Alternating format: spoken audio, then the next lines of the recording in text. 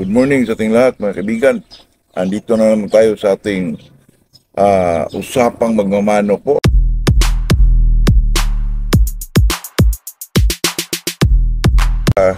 Ito mga kaibigan, bago tayo mag-umpisa ay shoutout muna tayo kay Michael Manawag o Mamawag ba to? Saudi Arabia, Anika Tamuro, Tyson 21 Backyard, Larry Paulino at saka itong kaibigan ko na si Renato Pring.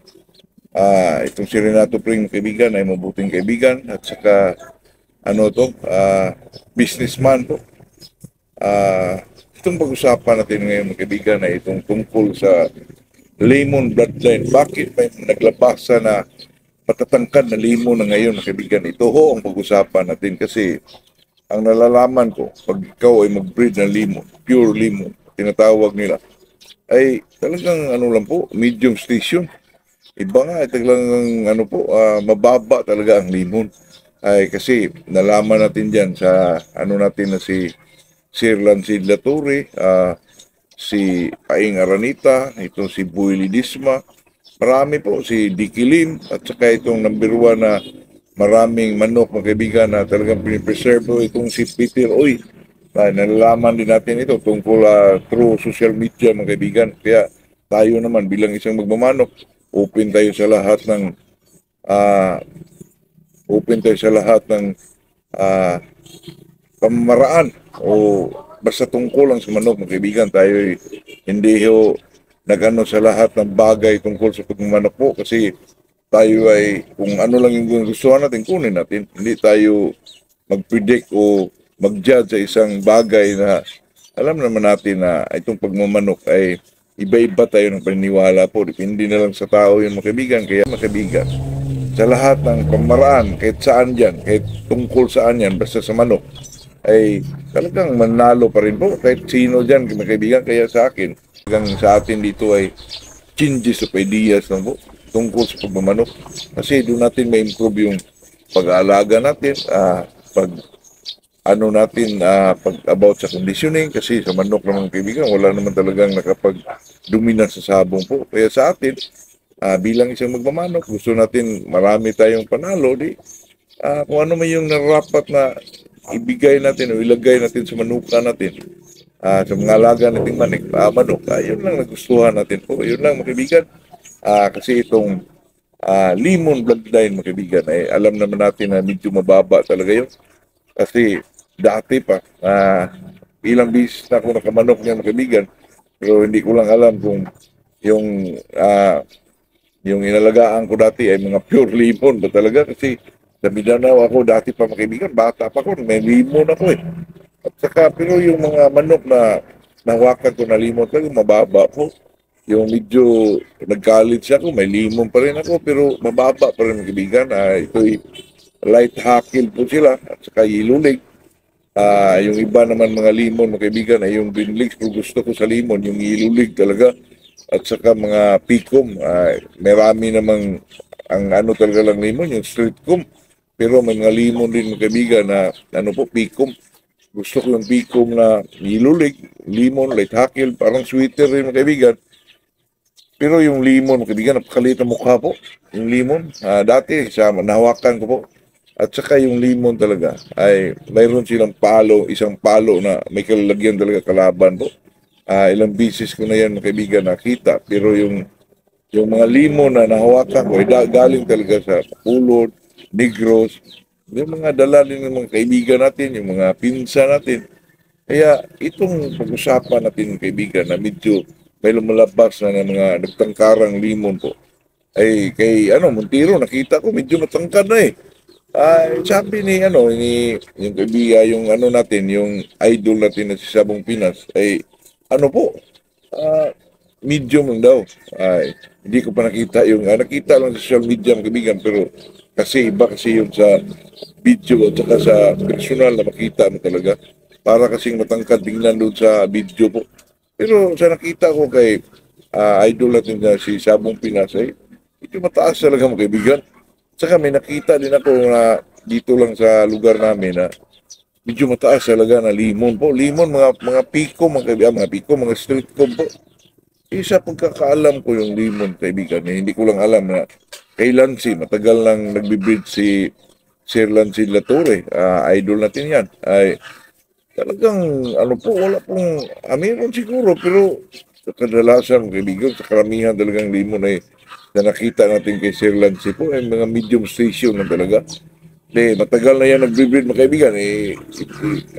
Baka hindi din baka hindi rin gusto ng Sir Lancy na patangkarin yung limon. Kaya ganun, kasi ang gusto naman nila ay yung mga medium station lang, lalo na itong na mga batikan na sa pagmamanok po, mga matagal na sa manok, ito lang mga medium station na po. Hindi katulad ngayon, mga kaibigan, na kahit sino sa salitain, mga kaibigan, tungkol sa manok na gamitin sa yung medium na talaga. Pero tayo sa part ko, gusto ko yung mga matatangkad, mga kaibigan. Katulad ni Sir Patrick Antonio, gusto ng matatangkad na manok Oo, sa akin, mga kaibigan, tayo'y nakinig lang naman sa mga medyo marunong na sa manok, mga medyo batikan na sa pagmamanok po. Sa atin, timbang-timbangin na lang sa sarili natin kasi ako naman sa sarili ko, maglaban ako ng mga medyo matangkad na manok. Nalo naman, yung kalaban na, lalo na sa mga ulutan, mga kaibigan, di ba ayaw kumasa sa iyo? Pag medyo matangkad sa iyo, bakit? Nakalamang daw yung medium station Pero nakita ko, mga kaibigan, sa taparan ko, talagang hindi kalabanan kung medyo mataas yung sayo. Kaya doon ako nagtaka. Pero kung mga kaibigan, sa social media, talagang medium station ko. Pero kahit saang lugar, nakapunta na ako sa Mindanao, punta ako rito sa Luzon din. So, sa taparan, mga kaibigan, talagang hindi kakasahan kung medyo mataas sa'yo Pero kung magsalita yung mga big time na medium station, siguro mga kaibigan sa mga big time derby, baka ganun ang po. Pero dito sa mga ulutan ng kaibigan, hindi talaga kasahan pag medyo mataas yung manok mo. Pero hindi naman lahat, mayroon naman pero sa na panood ko, sa mga narinig ko, sa mga ulutan lang dito sa labas po, siguro, kasi mga gilid-gilid lang tayo, baka ganon. Ayaw kasahan, mga kaibigan, pag medyo mataas yung manok mo. Kaya sa akin, itong bloodline na limon, yung mga medyo tumataas na limon, mga kaibigan, baka 3/4 na lang ang limon dyan, limon blood na yan, kasi ang manok naman, mga kaibigan, example, limon, lalaki na limon ginagamit mo, kinukross mo sa mga rounded ng babae, talagang may mga lumalabas yan ng mga matatangkad mo. Yung matatangkad na lumalabas, yung 50-50, piliin nyo yung mga lalaki, piliin nyo yung mga babae ba, i-cross mo ulit sa mga lalaking limon para paglabas ng 3/4, mayroon pa rin mga matatangkad dyan. Kasi hanap ka ng limon na hindi kaugnay, naugnay doon sa ginagamit ng ikang limon. Kaya sa tingin ko, mga kaibigan, tumatangkad talaga. Paglagay na lang natin, nakuha niyang na pure yun, nagawa niyang 15-16 or 7-8 ba.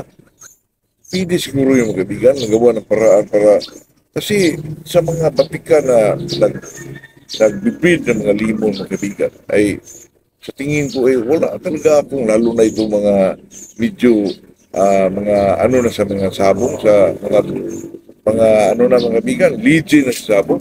Talagang sa limon na nakita ko sa kanila, talagang iliho kung nakakita ng mga matangkan limon po.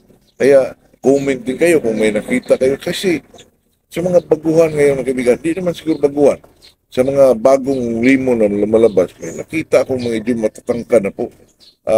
Pero sa mga matagal lang nagbe-breed sa mga limon, mga kaibigan, talagang hindi ko nakitaan po na medyo tumangkad yung mga limon na parang nag-maintain lang sa taas po. Hindi ko lang alam, kaibigan, kaya comment kayo para pag-usapan din natin ito, ay napag-usapan natin ngayon. Pero kasi ang make-up naman ng limon, mga kaibigan, ay itong claret, butcher, at saka hats. Hindi ko rin alam kung anong klaseng hats po, kasi itong hats, mga kaibigan, mga medium station na to. Itong butcher, lalo na, medyo mababa po.